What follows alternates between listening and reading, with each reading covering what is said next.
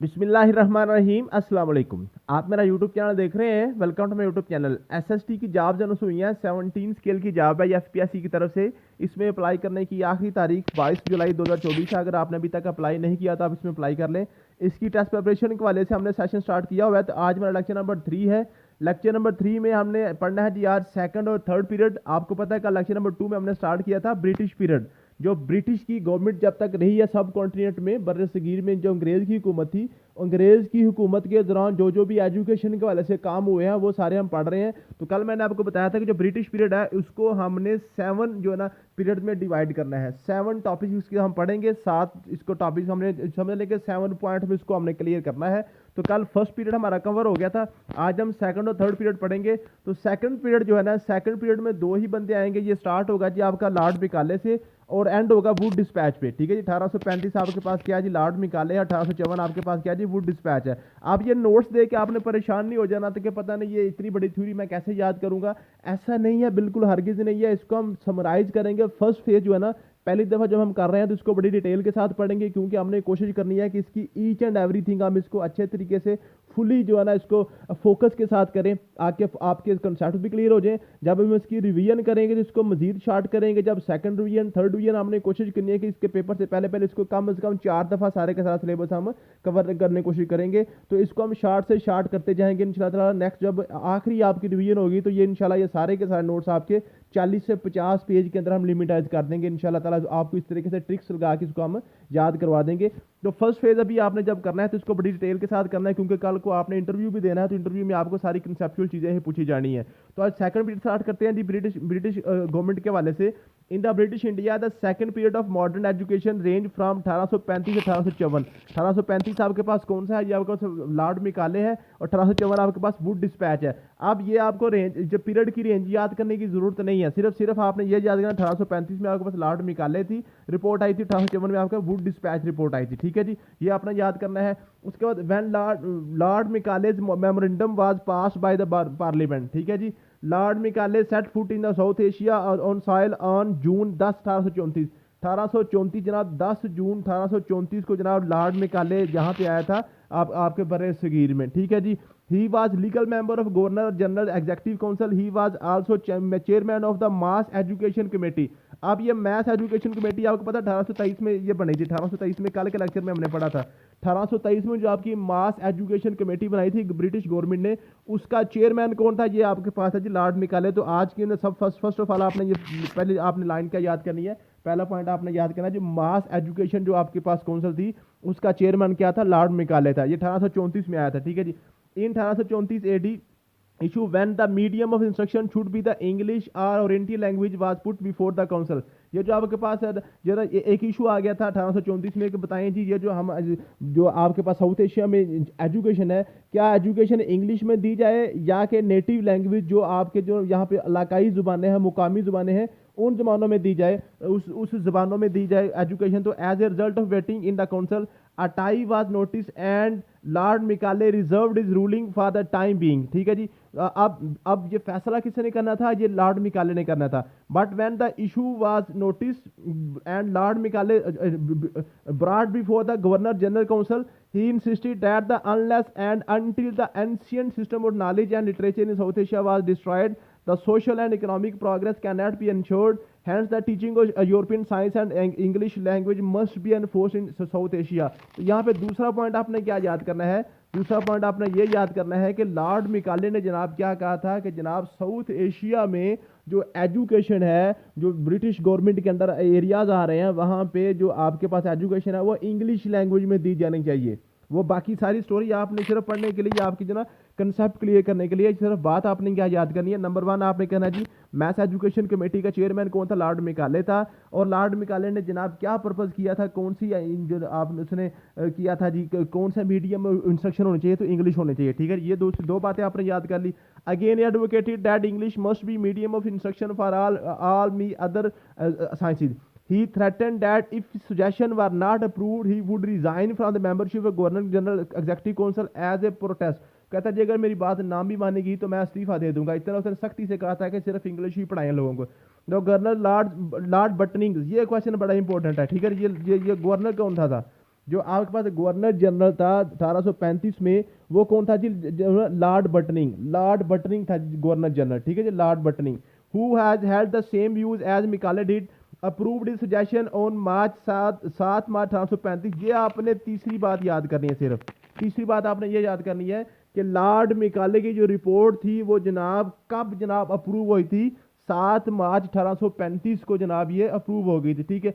He succeeded in getting the suggestion of Lord Macaulay passed by Executive Council in the form of separate resolution and enforced them in South Asia with the help of official announcement. Hence, the Macaulay Memorandum served as a fountainhead of British education system in the South Asia for all time during their rule, and the result, ancient education system in India was deprived of its national basic for ever, ठीक है जी। वो क्या कहते हैं जी, ये fountain head था जी, जो Lord मिकाले की रिपोर्ट थी, ये ब्रिटिश जना जो इलाके थे साउथ एशिया के, उसमें एज ए फाउंटेन हेड जो है ना, ये इसने ये रिपोर्ट शामिल हुई थी। और जो हमारा जो नेटिव एजुकेशन सिस्टम था, जो मुकामी एजुकेशन सिस्टम था कुरान हदीस वाला, वो फॉर एवर मीन के हमेशा हमेशा के लिए ख़त्म हो गया था, ठीक है जी। अभी भी ये लॉर्ड मिकाले की रिपोर्ट यहाँ पे चल रही है, आपको पता है कितना हम इंग्लिश को इंपॉर्टेंस दे रहे हैं, ठीक है जी। तो ये आपके पास जो क्वेश्चन पूछ लेता है जो आपका साउथ एशिया में एजुकेशन सिस्टम का फाउंटेन हेड जनाब, जो ना फाउंटेन हेड वो क्या है, जो आपके पास लॉर्ड मिकाले की रिपोर्ट है, ठीक है, समझ आ गया जी। ये आपने चौथी बात याद कर लेनी है। उसके बाद आपके पास है जी, with new education policy, the Mass Education Committee started to open schools in rapid succession. In 1835, the school run by committee and numbered 848. After that, every district headquarter a school was opened by 1840. 40 schools of this type were functioning. ये सिर्फ कहानी आपने सिर्फ पढ़ने के लिए है, यहाँ पे कुछ चीज़ बात याद करने की चीज़ कोई नहीं है। जो यहाँ पे पॉइंट इंपॉर्टेंट आएगा वो मैं आपको बता दूंगा, ठीक है। ये नोट्स मैंने आपके व्हाट्सएप ग्रुप में शेयर कर दी थी, इसको आप पढ़ लीजिएगा। These schools became a popular that in spite of offer of scholarships, only few students sought admission to Arabic and Sanskrit schools. जो अरबिक और संस्कृत स्कूल थे ना, उसमें बहुत कम बच्चे जाते थे, बाकी सारे के सारे जो बच्चे हैं वो कहाँ पे आ गए थे? इंग्लिश मीडियम स्कूलों में, ठीक है जी। While the English school were over crowded despite the tuition fee to be charge by them. क्या मतलब है? कहता है जी जो इंग्लिश स्कूल थे वो लोगों से फीस भी लेते थे, ट्यूशन फीस भी देते थे, और जो अरबी और संस्कृत के स्कूल थे वो खुद वजीफा भी देते थे। लेकिन वहाँ पे खुद वजीफे वाली जगह पे कोई बच्चा नहीं जा रहा था, यहाँ पे इंग्लिश वाले की तरफ बहुत ज़्यादा दौड़ते हुए आ रहे थे। आज भी यही हाल है कि आपको इंग्लिश मीडियम स्कूलों में जो बड़े बड़े स्कूल प्राइवेट हैं वहाँ पे आपको राशि नज़र आ रहा होगा, और गवर्नमेंट स्कूलों की तरफ आपको राशि नज़र नहीं आता है जी। इन 1841 AD the math education system was dissolved and council of education replace इन 1842। ये आपने पांचवी बात याद कर लेनी है, जो आपका मैथ एजुकेशन कमेटी है, ये डिसॉल्व कब हुई थी, खत्म कब हुई थी? 1841 में खत्म हुई थी, ठीक है। इसको खत्म करके 1842 में जनाब क्या जी, ये बन गई थी एजुकेशन काउंसिल फॉर एजुकेशन, ठीक है जी। तो ये बात याद करने की जरूरत नहीं है, सिर्फ ये आपने याद करनी है कि मैथ एजुकेशन कमेटी जो है वो बनी कब थी? 1823 में। खत्म कब हुई थी? 1841 में खत्म हो गई थी। Lord Hardinge made it clear that the graduates of the English school would be preferred for government services. ये क्वेश्चन क्लियर है कि किसने कहा था? कि लॉर्ड हार्डिंग या लॉर्ड हार्डिंग ने कहा था जनाब जितनी भी गवर्नमेंट की नौकरियां आएंगी ना, नौकरियों में जो इंग्लिश स्कूल के ग्रेजुएट्स होंगे उनको जनाब नौकरी दी जाएगी, उनको प्रेफरेंस दी जाएगी, बाकियों को प्रेफरेंस नहीं दी जाएगी। In this way the very aim of education become the attainment of a job. अब क्या होगा जी, इस वे में क्या होगा जी, एजुकेशन का मकसद अल्लाह की रजा को ख़त्म करके क्या होगा जी, एजुकेशन का मकसद सिर्फ जॉब हासिल करना ही होगा, जो आज तक चल रहा है। As the posts were limited and unemployment problem was acute, on the other side, the indigenous industry and agriculture sector became benefited of the labor. The government schools were not sufficient in the number to cope with the needs of population. Resultantly, the private sector stepped in and opened new schools. The missionary management took the lead in the sector. In the Bengal alone, the missionary schools numbered 22 by 1853. Follow are the educational deployment that took place in India from 1835 to 1853। ये सारी कहानी सिर्फ आपने याद ही करनी देखनी है, पढ़नी है, इसको कंसेप्ट के लिए इसमें याद करने वाली कोई चीज़ भी नहीं है। याद आपने कौन कौन से पॉइंट करने हैं वो करने हैं जी। 1836 में जनाब हुगली कॉलेज और कलकत्ता मेडिकल कॉलेज ये बने थे, ये आपने याद करना है। 1836 में हुगली कॉलेज और आपके पास कलकत्ता कॉलेज बन गया था। 1844 में engineering class were started Hindu college Kolkata, ठीक है जी। हिंदू कॉलेज कलकत्ता में इंजीनियरिंग की क्लास स्टार्ट हो गई थी 1844 में जी। उसके बाद 1847 में इंजीनियरिंग कॉलेज रुड़की व सेटअप, इंजीनियरिंग कॉलेज रुड़की जो है ना वो 1847 में बनाया गया था, ठीक है जी। अब जो इंपॉर्टेंट चीज़ है वो आपने याद करनी है, रिकमेंडेशन ऑफ मैकाले। अब जहाँ पे देखें जो जो पॉइंट्स मैं आपको गिनवा रहा हूँ सिर्फ वो आपने पेपर के वाले से याद करने हैं, बाकी सारी चीज़ें आपने कंसेप्चुअल करनी है आपने पेपर अपने इंटरव्यू के वाले से। अभी तक मैंने आपको 5 पॉइंट्स गिनवाए हैं, 5 पॉइंट्स ही आपने याद करने हैं। अब लॉर्ड मैकाले की रिकमेंडेशन, ये छठा पॉइंट है, ये सारी की सारी रिकमेंडेशन आपने याद करनी है। लॉर्ड मैकाले की रिकमेंडेशन बहुत ज़्यादा इंपॉर्टेंट है, बार बार पूछता है वो मुख्तलिफ एंगल से इसको।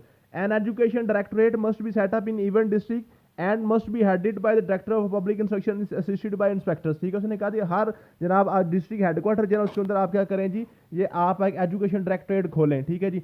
Eight the capital headquarter of Kolkata Mumbai Madras university must be establish. हर एक हेडक्वार्टर में जनाब कैपिटल में एक एक यूनिवर्सिटी बननी चाहिए। Hand force the general public must be kept in mind in place of higher classes in the field of education.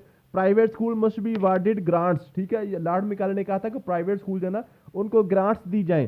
Teachers training school must B set up in south Asia on the lines of those in England.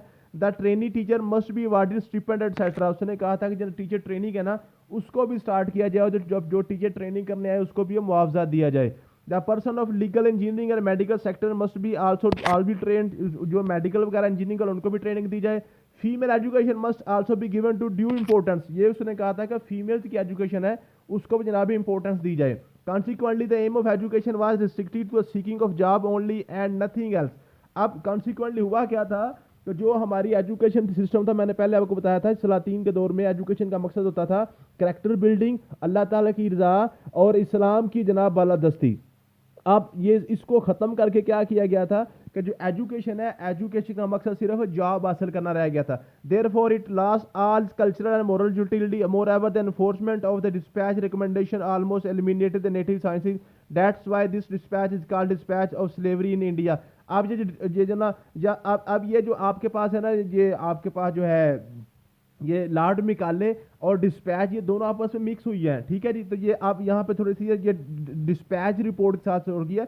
Dispatch of slavery in India जो ना, dispatch of slavery India dispatch की report को कहते हैं। Wood dispatch की report को dispatch of slavery भी कहते हैं। नेक्स्ट हम इसको डिस्पैच की रिपोर्ट जो है ना थर्ड पीरियड में स्टार्ट करने हैं। सेकंड पीरियड आपका लॉर्ड मैकाले का पीरियड था और थर्ड पीरियड आपके पास कौन सा जी, वुड डिस्पैच का पीरियड है। The third period of the new education south in Asia covered the period of 1854 से 1882। 1854 को आपको कौन सा स्टार्ट हुआ जी, Wood dispatch report. It started with Wood Dispatch in 1853. The East India Company charter was expected to be revised. Before 1853, a special committee from the House of Commons examined the detail in public education policy in South Asia. 1854 में in this review was sent to board of directors the company the board of control in view of his role in the educational change for the South Asia.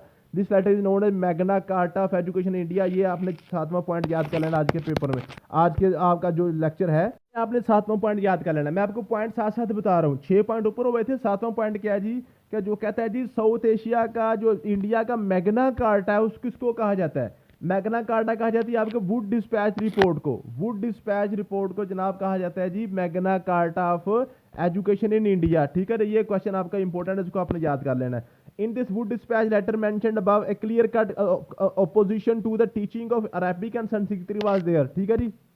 अब ये जो 1854 में Wood dispatch की report थी उसमें क्या कहा था, अरेबिक और संस्कृत को उसने रिपोज किया था, उसकी मुखालफत की थी। The very spirit is here to the theory of Macaulay where in he advocated supremacy of western language in literature and South Asia. उसने क्या था, जो वेस्टर्न लैंग्वेज इंग्लिश है ना उसको सुप्रीम किया जाए, सुप्रीमेसी उसकी कायम की जाए।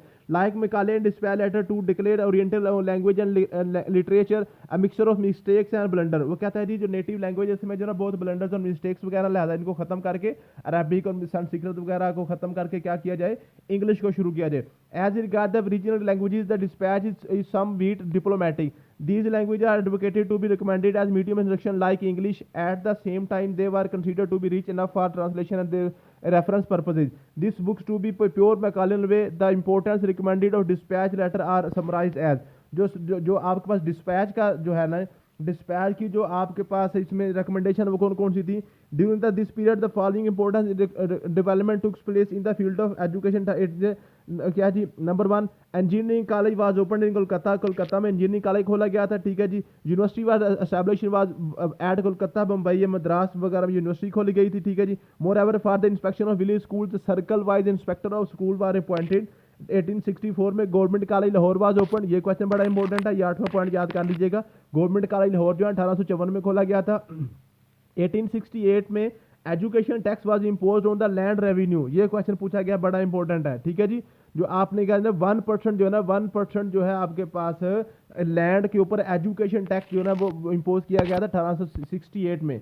1868 में वुड डिस्पैच की रिपोर्ट के बाद लैंड रेवेन्यू के अंदर जो जमीनों के ऊपर 1% टैक्स लगा था, एजुकेशन टैक्स। आज university college was establish in Lahore. 1882 में university of Punjab was establish in Lahore, ये बड़ा इंपॉर्टेंट है, ये आपने 9वां पॉइंट आपने याद कर लेना है। यूनिवर्सिटी ऑफ पंजाब 1882 में लाहौर में बनाई गई थी, और ये पाकिस्तान की ओल्डेस्ट यूनिवर्सिटी भी है। पाकिस्तान की ओल्डेस्ट यूनिवर्सिटी 1882 में पंजाब यूनिवर्सिटी बनी थी, ये बड़ा इंपॉर्टेंट पॉइंट है, ये भी मैंने आपको 9th पॉइंट आज का करवा दिया, ठीक है जी। तो ये आपके टोटल तकरीबन 9-10 पॉइंट ही आपके बनते हैं आज के लेक्चर में, यही आपने इसको अच्छे तरीके से पढ़ना है। अब देखें, अब आपको पहले ये नोट्स बड़े मुश्किल लग रहे थे, अब आप इसको पढ़ेंगे जैसे मैंने आपको पॉइंट वाइज बताया, तो सिर्फ यही पॉइंट आपने इनको फोकस करके इसको इंपॉर्टेंस देके पढ़ने हैं। तो इंशाल्लाह ताला ये 9-10 पॉइंट जब आप क्लियर कर लेंगे तो आपके सारे के सारे आज का लेक्चर भी आपका तैयार हो जाएगा। तो इसको ये जो हमारे पास SST की जॉब है, इसको आज हमारे पास काफ़ी टाइम अभी खुला पड़ा है, तो क्योंकि अभी इसका स्टार्ट है, तो हम कोशिश करेंगे इसको बड़ी टेल के साथ बड़े अच्छे तरीके से इसको हम पूरी थारोली पढ़ें, ताकि किसी भी तरीके से हमारा जो पेपर है ना वो इसमें किसी किस्म की कोई परेशानी ना बने, 100% हमारा पेपर जो ना क्लियर हो जाए। थैंक यू सो मच, मिलते हैं नेक्स्ट वीडियो में, अल्लाह हाफिज़।